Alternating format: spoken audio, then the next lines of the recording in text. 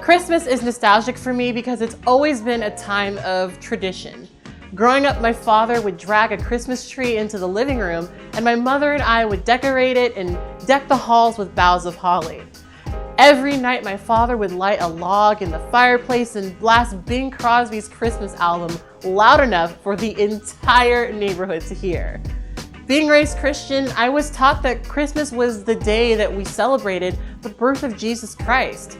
But what do Christmas trees and mistletoe have to do with baby Jesus? Where do all of these traditions even come from?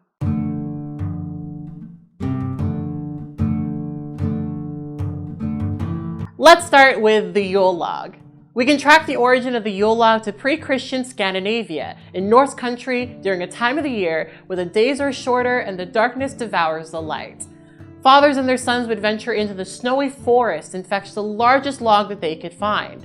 They'd then drag it into their homes and set it afire. This tradition marked the beginning of what is known as Yule time, or the winter solstice. The Yule log would remain lit for 12 days, and it said that during this time, sacrifices were given to the fire to ensure fruitfulness and fertility for the year to come. During this time, Yule trees would also be brought into the home to symbolize fertility and immortality. Norse pagans admired evergreen trees because, unlike other plants that were ravaged by the winter, the evergreen remained, well, evergreen. Having a Yule tree in your home during the solstice was said to bless its inhabitants with the spiritual power and resilience of the evergreen. But that wasn't the only plant said to have magical properties during this time of year. In Norse mythology, Loki, the trickster god, used mistletoe to fashion a spear to kill Baldur, son of Frigga, wife of Odin. When Baldur passed, it was said that from that point forward, mistletoe would only bring love and not death. Mistletoe was considered an aphrodisiac that was never to touch the earth. It was said that women who walked beneath it were intoxicated by its power and made sexually available.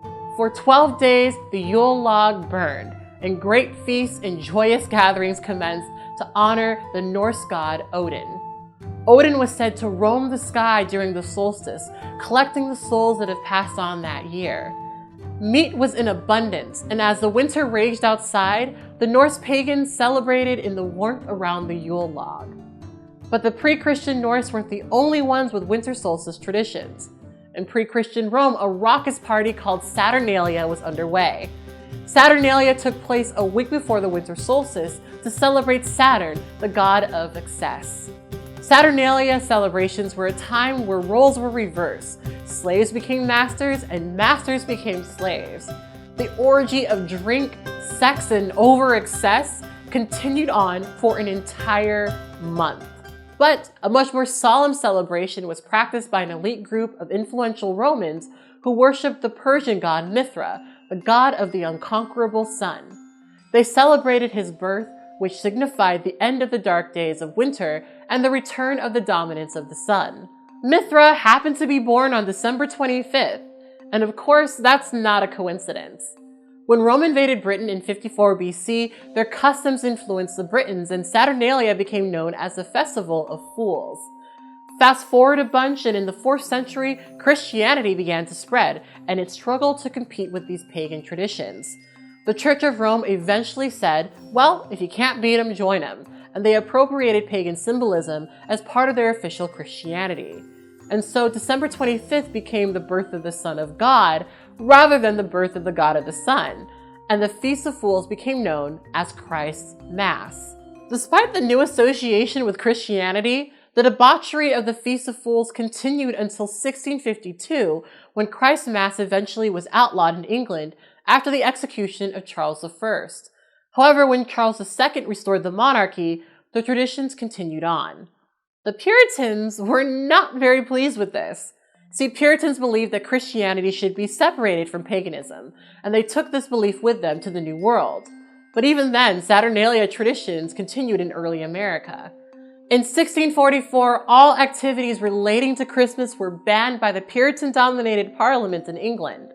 Charles II, taking the throne, lifted the ban in 1660, but Puritan influence in New England made it so that Christmas wasn't seen as a legal holiday until 1856. The American Sunday School Society fought for the validation of Christmas during the mid-19th century. They argued that they could teach children about the birth of Christ with reenactments of the Nativity while bribing them with candy and subsequently filling their pews. So Christmas, a tradition that initially was outlawed in America, slowly gained its legitimacy and popularity.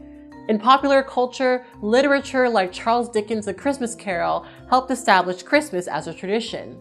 Clements Clark Moore's A Night Before Christmas solidified the mythology of Santa Claus, complete with reindeers and gifts delivered down the chimney. Santa Claus was based on Saint Nicholas, a Greek Orthodox bishop from what we now know as Turkey.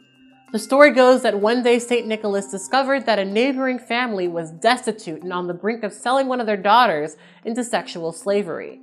To save her, Saint Nicholas collected coins and placed them in one of the daughter's shoes at night, thus saving the daughter. Santa Claus as we know him today is an amalgamation of different depictions of Saint Nicholas and stories like the one of the Norse god Odin.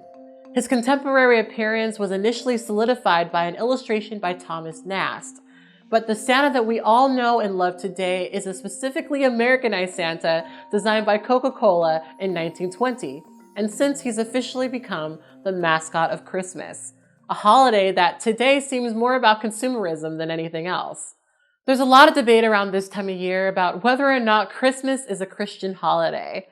Every year we hear about the war on Christmas, which is supposedly about taking the Christ out of Christmas. Well, my question is, was Christ ever in Christmas? The date of when Jesus was born isn't even in the Bible, and I strongly doubt that shepherds were herding sheep in the middle of winter. Either way, what I love about this time of year is that it means something different to everybody. For you, it may very well mean the birth of the Son of God, and I honestly don't have a problem with that. For me, this time of year is all about giving and being with the people that I love, and above all, making more memories and building new traditions. And anyways, on that note, I want you guys to all have happy holidays, and to always remember and to never forget that you are beautiful and you are loved. Bye! If you like this video, you can support my work by becoming a monthly Patreon patron.